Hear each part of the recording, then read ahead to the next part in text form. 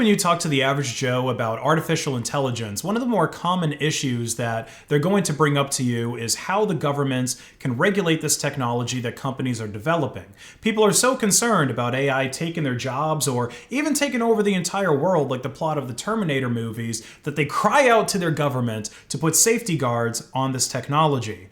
But what if that very same government was the one that is stripping the safety guards from these models so that they can be better utilized for warfare and for mass surveillance? Well, that's exactly what's happening with Anthropic right now. The company that developed Claude, arguably one of the better language models for coding, has received orders from the Pentagon to abandon the company's self-imposed ethics rules for their AI models. The Pentagon has set a deadline of Friday, tomorrow actually, for Anthropic to drop certain guardrails, which are the kind of rules that, on paper, limit Claude from being used for things like autonomous targeting and certain surveillance use cases. And this isn't some vague collaboration, it's being framed as an ultimatum, either change the policy or face the consequences.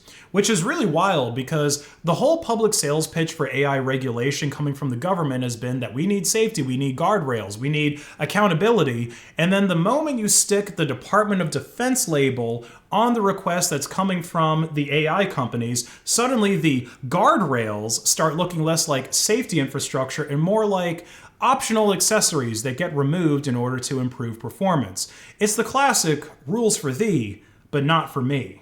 The Pentagon's argument, at least described in the reporting, is basically that military use is governed by law and by government oversight, not by a private company's terms of service. And yeah, I mean, I get it that on one level, it sounds reasonable that the government doesn't want a Silicon Valley startup company to have the ability to neuter the military's capabilities. But on another level, it's basically the same plot of every science fiction movie and every science fiction work where AI and robots take over the world and they wipe out humanity once they get plugged in to the war machine, especially the United States' war machine, which is arguably more powerful than every other country's military combined.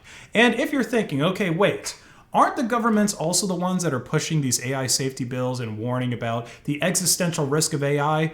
Yes, congratulations on identifying the irony. They want to regulate AI for safety because for you, the lowly peons, you can't be trusted with all of that power. And then they pressure the AI lab to make the models easier to use in warfare, specifically in autonomous weapon systems and mass domestic surveillance. I know it's cliche at this point, but they're basically trying to create Skynet, that AI system from the Terminator movie that ends up wiping out most of humanity. Yeah, that's pretty much what they're trying to create. And here's where the story gets especially sketchy. The Pentagon already had a $200 million defense contract with Anthropic to develop AI capabilities for national security. And obviously the two parties are having a disagreement on what the contract really means, but the Pentagon isn't just pressuring Anthropic by trying to threaten to cancel the contract. Reports actually say that the Pentagon has floated ideas like labeling Anthropic a supply chain risk or even leveraging the Defense Production Act to get what they want from them. Now, if you're not familiar with the Defense Production Act, it's a federal law that grants the US president emergency authority to compel private industry to prioritize and produce materials that would be used for national defense. It was used during COVID to prioritize the production of PPE and hand sanitizers and things like that. It was used during 2021 to increase the production of fire hoses because California was having particularly severe wildfires that year. And, you know, this act is supposed to be a way of the government cutting through red tape to more quickly allocate resources to where they're needed most, or in this case, it's just going to be used to force Anthropic to do exactly what the DoD wants. And this kind of puts Anthropic in an awkward situation because one of the ways that they try to market themselves is as the ethical alternative to more popular AI labs like OpenAI, Microsoft, and Google. So in case you didn't know the story of how Anthropic started, all of the founders of this company actually worked at OpenAI at one point, but they quit mostly due to disagreeing with their safety cultures. And the focus on safety actually seems to play out as well in the functionality of Anthropic's AI. And I believe this because Claude seems to have more safety-focused training than ChatGPT or Copilot, and it's generally harder to jailbreak or produce prompts that the developers wouldn't want it to do. Of course, it's not impossible to jailbreak, but if you tried, then you would probably find that Claude does require significantly more effort to jailbreak than these other models. And the main difference between Anthropic and the other AI labs was their responsible scaling policy, again, citing the safety and security concerns of unleashing these models without first having a good understanding of their capabilities and how to make them safe first. But that's already gone out the window because last Tuesday, Anthropic rewrote their responsible scaling policy by removing the strict binding commitment to unconditionally halt AI development if safety measures cannot be kept up with in the model's capabilities. So already the label of the ethical AI company has pretty much been tarnished at this point. What's even worse than the fact that Anthropic is dropping these responsible safety procedures is the reasoning behind that decision, because they insist that the changes to the RSP are a completely different thing from the DoD compelling them to create these weapons of war.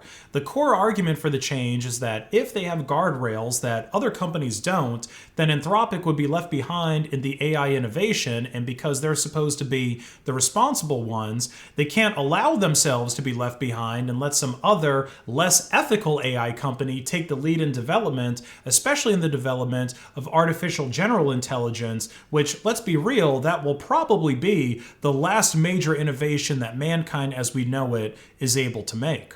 And Anthropic is sort of in a damned if you do, damned if you don't situation here, because if the company were to resist and they were to even go so far as to just shut down all of their operations because they think that militarizing these models is going to lead to the destruction of humanity, it's not like they're the only choice for the DoD to create Skynet. Again, Microsoft, Google, and OpenAI, they've already confirmed that they are down to put the AI in a drone and bomb some brown people until the targeting systems are up to Uncle Sam's and Israel's complete satisfaction. So at best, Anthropic's refusal to cooperate would be like when Cyberdyne Systems got blown up in the second Terminator movie.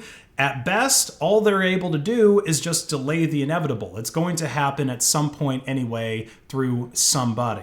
And because real life has this way of being even more horrifying than fiction at times, we're lucky enough to get to deal with multiple independent Skynet developments that are happening simultaneously. Because you best believe that China is working on their own autonomous military systems as well, but with much looser scientific ethics than we have here in the United States. So the race is on to create the absolute best autonomous weapon systems with every major AI lab soon to be on board.